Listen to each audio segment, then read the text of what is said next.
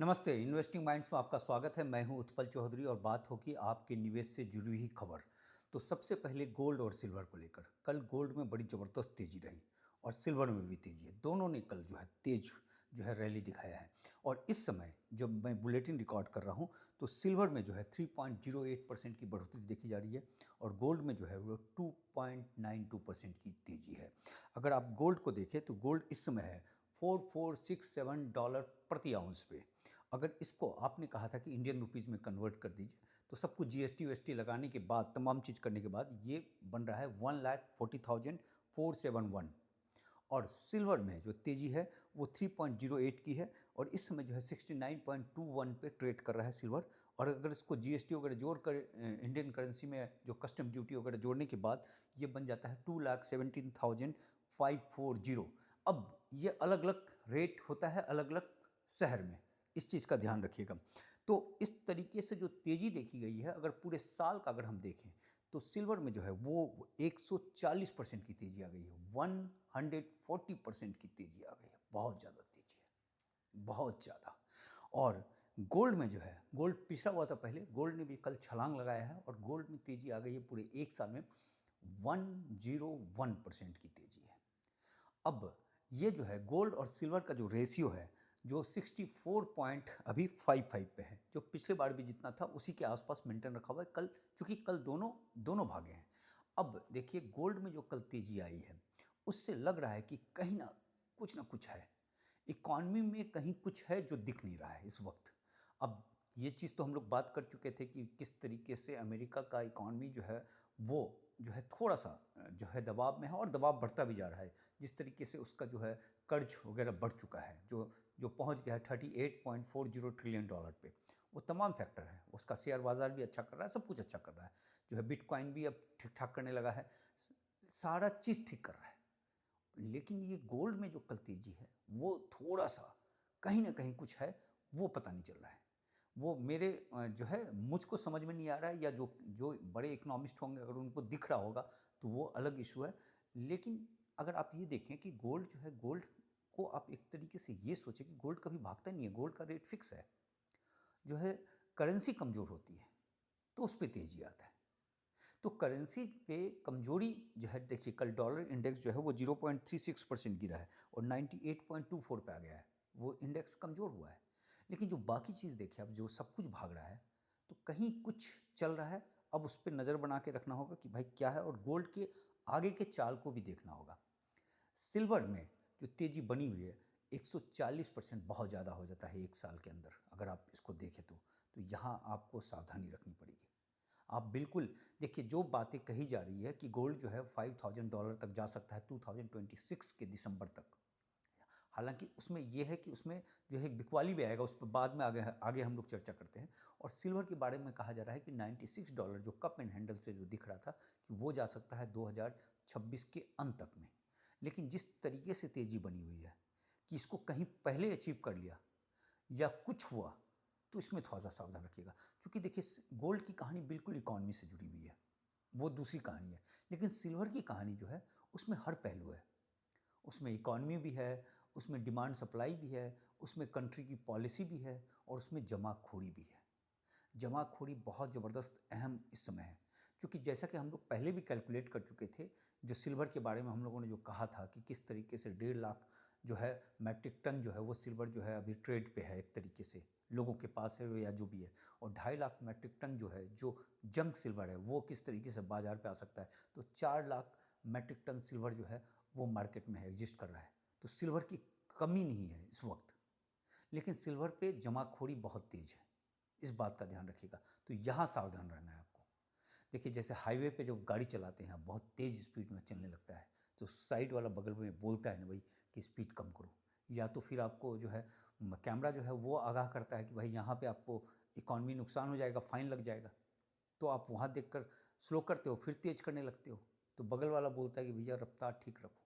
तो बगल वाले की भूमिका मैं निभा रहा हूँ। तो इस पे थोड़ा-सा सावधानी रखिएगा, आँख मूंद कर मत कीजिएगा। 140% बहुत ज़्यादा भाग गया है, अगर आप उसको देखें तो। और ये चीज़ इकॉनमी इस तरीके से नहीं होता है कि डेली सुबह उठे और डेली भाग गया। देखिए सब कुछ हम कह रहे हैं, चाइना का पॉलिसी है, रसिया का जो एलबीएम वाला कल जो हम लोगों ने डिस्कस किया था, चाइना का एक्सपोर्ट बैन जो है वो 1 तारीख से लागू हो रहा है, सारी बातें सही है। लेकिन फिर भी जो है थोड़ा सा जो है शक की निगाह से भी देखिएगा, लेकिन इन्वेस्टमेंट जर्नी जारी रखिएगा, ब्लाइंडली मत चले जाइएगा, फोमो का शिकार मत हो जाइएगा, पूरा पैसा जो है बेच बाच कर सब कुछ मत लगा दीजिएगा, ये सब चीज़ का ध्यान रखिएगा। जो डिसिप्लिन है, जो सिप वाला डिसिप्लिन है, उसको फॉलो करते रहिएगा। जो पोर्टफोलियो का जो साइज वाला जो है कि 20% से ज़्यादा नहीं होना चाहिए, इस चीज़ को फॉलो करते रहिएगा। अब इसलिए हम कह रहे हैं कि लंदन बुलियन मार्केट में इस समय 2025 को लेकर गोल्ड और सिल्वर को जो उसने एक कैलकुलेशन किया था कि इसका रेट कितना हो सकता है, वो हर साल देते हैं कि एक जो है कई सारे जो दुनिया के जो बड़े बड़े एक्सपर्ट होते हैं उनके राय के आधार पर बनता है। जो बुलियन बाजार के बहुत बड़े बड़े एक्सपर्ट हैं, मैं तो बहुत छोटा सा चीज़ हूँ भैया, बहुत बड़े बड़े शख्स सब जो है उनके आधार पे जो बना था वो रिपोर्ट मैं आपको पेश कर रहा हूँ, जिसमें लंदन बुलियन मार्केट का ये रिपोर्ट 2025 के आउटलुक को लेकर था। अब 2025 खत्म हो रहा है, 2025 जो ये साल जो बीता, इसलिए हम बता रहे हैं कि चीज़ें किस तरीके से होती हैं। उसमें उन्होंने दिया था कि जो सिल्वर है वो जाएगा, मतलब पहले गोल्ड के बारे में बात कर लेते हैं कि गोल्ड का एवरेज जो है वो 2735.33 डॉलर प्रति आउंस रहेगा, या लगभग $4500 के आसपास। तो आप देखिए बहुत तेज भाग गया, मतलब 60% तेज भाग गया जो उसने आकलन दिया था। और उसने ये बताया था कि 2024 से 2025 में 13.86% ज़्यादा रहेगा। और किसी भी एनालिस्ट ने 3000 का एवरेज नहीं दिया था, सबने जो है उससे नीचे दिया था। जो मैक्सिमम दिया था वो $29.25 प्रति आउंस दिया था, 3000 से $75 नीचे दिया था, पहुंच गया 4500 के आसपास। अच्छा, दूसरा ये सुमितो वालों ने दिया था, जापान वालों ने, और रॉबिन वार्ड ने ये दिया था, जो बियरिस दिया था, ये बताया था कि 2500 तक आ सकता है। ये था गोल्ड को लेकर। लेकिन और 20 बड़े एनालिस्ट, दुनिया के बड़े एनालिस्ट, इसकी राय थी, और लेकिन वहाँ से जो रेट दिया गया था 60% ऊपर भाग गया। और सारे कारण वो बताए हैं, जो कारण हम आपको डेली बताते रहते हैं, जियोपॉलिटिकल से लेकर, डॉलर से लेकर, इकॉनमी से लेकर, तमाम फैक्टर उसमें वो दिए गए थे। उसके बावजूद भी जो है यहाँ जिसने जो आकलन किया था उससे कहीं ज़्यादा 60% ज़्यादा ऊपर भागा है। अब सिल्वर को लेकर जो आउटलुक दिया था उसने, जो एवरेज दिया था वो 32.86 का दिया था, और 2024 के एवरेज से 16% ज़्यादा था 2025 के लिए, जो साल बीत रहा है उसके बारे में मैं बात कर रहा हूँ। और जो है, और इसमें अगर देखा जाए जो निक्की सिल्स थे उसने जो है सबसे ज़्यादा दिया था 36.50, जो है एवरेज 32 पॉइंट का था और 36.50। और जो बियरिस वाला जो दिया था उसने दिया था निकोलस, वो $28.25 का दिया था। और जो एवरेज था उससे सिल्वर जो है 110% ऊपर भाग चुका है, 110% ऊपर भाग चुका है। दुनिया के जो तमाम दिग्गज, और इसमें सारे कारण वही चीज़ बताए थे, सिर्फ एक जो है एक अनुमान लगाया था देवजीत शाह, ये थे लंदन बुलियन मार्केट के, उसने कहा था कि 43.50 जा सकता है सिल्वर, लेकिन 50 किसी ने नहीं दिया। अब क्या हुआ कि सिल्वर में कहानी क्या हो गई कि 1980 में $50 गया था, फिर 2011 में $50 गया, और यहाँ आ रहा था 32.86 का एवरेज। तो ये जो 50 क्रॉस किया तो कब बन गया यूं, और फिर एक छोटा सा 2011 से ये 14 वाला, तो कप एंड हैंडल पैटर्न बड़ा सॉलिड होता है। उसके हिसाब से जो डीप है वो $96 का है, तो $96 दिख रहा है। अब इस $96 में जाने में कितना उठापटक होगा, इसके बारे में बड़ा जो है कहना मुश्किल है इस समय, कि देखिए आना तो तय है, वो कब आएगा ये नहीं कह सकते, लेकिन इस बीच कितना उठापटक होता है, क्योंकि सिल्वर में जमाखोरी बहुत ज़बरदस्त हो गया है, जिस पर हमने कई वीडियो भी बनाए थे कि किस तरह से 68,000 मैट्रिक टन सिल्वर जो है वो लोगों के पास है। बड़े बड़े जो आप उसको जो कहें, और जो पहले जो शॉर्ट करते थे वो सब लॉन्ग करने लगे हैं। पहले होता था कि भाई नीचे जाएगा रेट, नीचे गिराते थे, अब ये बताने लगे रेट ऊपर जाएगा और उस हिसाब से अपना पोजीशन बना रखा है। तो जब रेट अगर ऊपर जाएगा, उसका मनचाहा रेट जाएगा, जो फिबोनाची के हिसाब से जो है $83 है, कप एंड हैंडल के हिसाब से $96 है, सिल्वर की बात हो रही है, या अभी जो रेजिस्टेंस दिखा जा रहा है वो 70 पे है, फिर 73 पे है। तो अब उन लोगों ने किस पे कहाँ लॉन्ग कर रखा है उसके हिसाब से चीज़ें हो सकती हैं। तो इसलिए 96 जाने का जो पड़ाव होगा उसमें काफ़ी उतार चढ़ाव रहेगा, इसलिए थोड़ा सा संभल कर रहिएगा। और सिल्वर पे उसने बताया था कि सोलर पैनल पे ज़बरदस्त खरीदारी होगी, इलेक्ट्रॉनिक्स वाला होगा, ग्रीन एनर्जी होगा, इन्वेस्टमेंट होगा, सप्लाई डिमांड होगा, और सेंट्रल बैंक की पॉलिसी होगी, और काफ़ी वोलेटाइल रहेगा। ये तमाम चीज़ के बाद उसने ये रेट किया था, और जो रेट कोट किया था उससे सिल्वर जो है 110% ऊपर भाग गया, और गोल्ड जो है वो लगभग 60% ऊपर भाग गया। तो ये जो आकलन जो होता है, आकलन सिर्फ एक होता है, ये चूंकि टूट गया। बहुत सारे आकलन ये होते हैं कि जो ऊपर का आकलन देता है और वो गिर भी जाता है। तो इकॉनमी में आपको दोनों पहलू देखना होता है, ये नहीं कि सिर्फ ऊपर ही भागेगा, नीचे वाला भी पहलू देखना होता है, इसलिए सावधानी रखना पड़ता है, इसलिए सावधानी रखिए, ये सबसे अहम चीज़ है। अब इसमें एक और रिपोर्ट है मेरे पास कि इसमें ये कह रहा है कि ये 8 साल का जो है साइकिल बना 2022 में गोल्ड और सिल्वर को लेकर, कि 2022 जो है वो बड़ा टर्निंग पॉइंट था। रसिया यूक्रेन वार के बाद से ये जो है गोल्ड और सिल्वर में सुगबुगाहट शुरू हो गई, पहले गोल्ड भागा तेज, फिर सिल्वर भागने लगा। तो ये कह रहा है कि ये ग्राफ में चिपका दे रहा हूँ कि 8 साल का साइकिल 2022 में बना, और 8 साइकिल के जो है ये 8 ईयर का फुल साइकिल बना था, जिसके कारण तेजी भाई।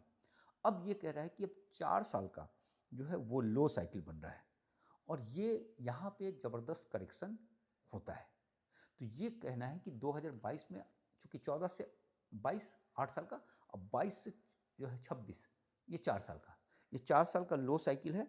इसमें उनका ये कहना है कि इस साइकिल में फोमो जो है वो अपने चरम पे चला जाएगा, बड़े पिक पे चला जाएगा, और उसके बाद से उसमें एक तेज करेक्शन आ सकता है, जिसके बारे में वो कह रहा है कि जो फोमो है वो हो सकता है कि गोल्ड को यहाँ से खींचकर वो 5000 के आसपास तक लेकर जाए तेज, और वहाँ जो है एक इसके बीच जो है फोमो का लोग हो जाएंगे शिकार कि भैया जो तेज भागेगा, और उसके बाद से बड़ा शार्प करेक्शन है, जिसमें कि नीचे जो है $3,500 प्रति आउंस जो है वो एक बेस दिख रहा है, मतलब 4000 से 3500 के बीच शार्प नीचे डिक्लाइन करे, और फिर उसके बाद से वो तेज भागेगा, ऐसा इस ग्राफ से शो हो रहा है।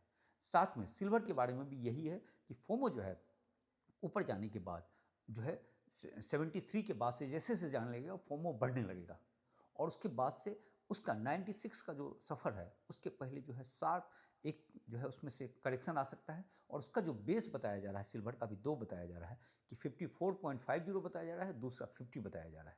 तो इसलिए इकॉनमी में जो चीज़ें आप देख रहे हैं, जो हर दिन जो बढ़ता हुआ दिख रहा है, उसके साथ साथ अपने दिमाग में बिल्कुल 100% ये मत रखिएगा कि जो चीज़ हम खरीद रहे हैं वो कल बढ़कर भी मिलेगा। ये भी ध्यान रखिएगा कि जो चीज़ आज हम खरीद रहे हैं वो कल घट भी सकता है। तो अगर इस चीज़ का ध्यान रखेंगे आप, तो बिल्कुल सेफ एंड साउंड खेलेंगे, सेफ एंड साउंड इन्वेस्टमेंट करेंगे, और जो है आप संभल कर रहेंगे, और पूरा पैसा भी नहीं लगाएंगे अगर ये भावना रहेगी तो। लेकिन एक बात का ध्यान रखिएगा कि इन तमाम चीज़ों पे जो भी एक साल के अंदर उठापटक हो, अगर आप 5 साल का होराइजन रखते हैं तो सब कुछ जो है बल्ले बल्ले है जी, पॉजिटिव है, लेकिन उसमें हिलना नहीं होगा। अगर नीचे ऊपर हुआ तो हिलना नहीं होगा। देखिए इस समय बहुत तेज भाग रहा है, सब लोग बताएंगे आपको कि बुल रन है, यहाँ से ऊपर चला जाएगा, छप्पर फाड़ कर चला जाएगा, ये होगा, लेकिन मैं आपके पैसे का दर्द समझता हूँ, चूँकि इस चीज़ से जो है हम भी गुजरे हुए हैं, तो इसलिए हम आपके दर्द को समझने के बाद जो है पैसा खोने का दर्द बहुत बड़ा होता है। देखिए क्या होता है, शेयर बाज़ार में ना जमाखोरी नहीं होता है, शेयर को आप जमाखोरी नहीं कर सकते। गोल्ड में जमाखोरी जो है बहुत कम है, नेग्लिजिबल है, क्योंकि गोल्ड बड़ा महंगा है। गोल्ड में 50 हैं, उसमें दुनिया के सेंट्रल बैंक शामिल हैं, और ये हैं तमाम चीज़ें, इकॉनमी से जुड़ा हुआ चीज़ है, गवर्नमेंट शामिल है, बहुत सारा फैक्टर है। लेकिन सिल्वर में क्या है कि सिल्वर दोनों तरह का है, सिल्वर इंडस्ट्री का भी है, सिल्वर जो है कमोडिटीज़ जो है उसमें इकॉनमी से भी जुड़ा हुआ, दोनों बातें हैं। तो सिल्वर का फैलाव बड़ा ज़बरदस्त है, और सिल्वर है सस्ता, और सिल्वर में जो है आम जनता भी घुसती है, सब कोई घूमते हैं, और इसमें जमाखोरी का बड़ा ज़बरदस्त डर बना रहता है। हम ये कहते हैं कि जो 20% पोर्टफोलियो होगा आपका सिल्वर और गोल्ड के लिए, उसमें 12% आदमी को गोल्ड पे रखना चाहिए, 8% सिल्वर पे रखना चाहिए। और आप एज के करीब हैं, अगर 60 के आसपास हैं आप, तो 15% गोल्ड पे रहना चाहिए, 5% सिल्वर पे रहना चाहिए। ये मेरे तरफ से सुझाव है, बाकी आप जो सेबी एक्सपर्ट होगा उनसे पूछ कर ही चीज़ें कीजिएगा। बाकी आज शेयर बाज़ार में जो है ज़्यादा कुछ है नहीं बोलने के लिए, लेकिन मार्केट में ये था कि कल तेज़ी थी, 206 पॉइंट की तेज़ी रही, और 26,172 पे पहुंच गया। अब जो देखना है, जो यहाँ पे जो सबसे बड़ा जो रेजिस्टेंस है वो 36,326 है, जो एक समय पहुँचा था लेकिन टिक नहीं पाया था, तो उसको तोड़ पाता है या नहीं तोड़ पाता है। और नीचे अगर हम देखें तो आप सपोर्ट जो है वो 26,000 जो है एक बड़ा सपोर्ट बन गया है। अगर मिड कैप में देखें तो 0.83% की जो है तेज़ी देखी गई थी, स्मॉल कैप में 0.96% की, पीएसयू में जो है 0.92% की तेज़ी दी। एफआईज की कल बिकवाली रही है और 457 करोड़ का उसने शेयर बेचा है और डीआईज ने 4058 करोड़ का शेयर खरीदा है। बाकी जो हमारा कोर सेक्टर है वो रिबाउंड किया है और 1.8% का ग्रोथ दिखा गया था, जबकि अक्टूबर में ये माइनस में चला गया था और सितंबर में अच्छा खासा था, लेकिन ये है कि नवंबर माह में इसने रिबाउंड किया है। और सबसे अच्छी खबर कि ईटीएफ में जो का एयूएम जो है वो 10 लाख करोड़ से ऊपर चला गया और 3 साल में दुगना हो गया है। ये बड़ी पॉजिटिव बात है। जो आम आदमी का ईटीएफ में खरीदारी करना, ये अच्छा कदम है। मतलब अगर आप कहें तो जो है उसका सेफ साउंड सब कुछ है, तो इसमें आदमी को बने रहना चाहिए। बाकी चीज़ें हो गई कि आईसीआईसीआई डायरेक्ट का कहना है कि जो हमारा जो शेयर बाज़ार है वो 29,500 तक चला जाएगा और उसने कई सारे सेक्टर्स बताए हैं, उसको आप गूगल कर लीजिएगा, मेरा बोलना ठीक नहीं है, कि यहाँ अच्छा खासा बुल रन हो सकता है। 7-8 शेयर्स उसने बताया है। अब आईसीआईसीआई डायरेक्ट 7 शेयर्स कीजिएगा, वो आपको मिल जाएगा। और उसमें खरीदने का वो तरीका होता है कि आदमी को पहले जाकर स्क्रीनर में देखना होता है कि भैया ये सब कुछ ठीक है ना, कंपनी तमाम लिखने के बावजूद उसके बाद से उसका भाव देखा जाता है। जो ट्रेडिंग व्यू में आप देखेंगे, जो ट्रैफिक लाइट इंडिकेटर के हिसाब से जो प्ले लिस्ट में पड़ा हुआ है उसके हिसाब से देखने के बाद कि किस भाव पे मिल रहा है, और जब भाव है तभी आदमी को खरीदारी करनी चाहिए। बाकी चाइना को लेकर खबर है कि चाइना का जो ग्रोथ है वो काफ़ी कम हो गया है, 4% का उनका लक्ष्य था, अभी वो 2.5 से 3% के बीच जा रहा है। तो ये एक कंसर्न हो रहा है इंटरनेशनल पे। चाइना का इकॉनमी, क्योंकि चाइना जो है ऑलरेडी डिफ्लेशन से बहुत ज़्यादा प्रभावित है जो है, तो ये एक फैक्टर है। अब इसके कारण भी गोल्ड भागा है कि नहीं भागा है, ये अभी मैं इस पोजीशन में नहीं हूँ कि बता सकूँ इस समय।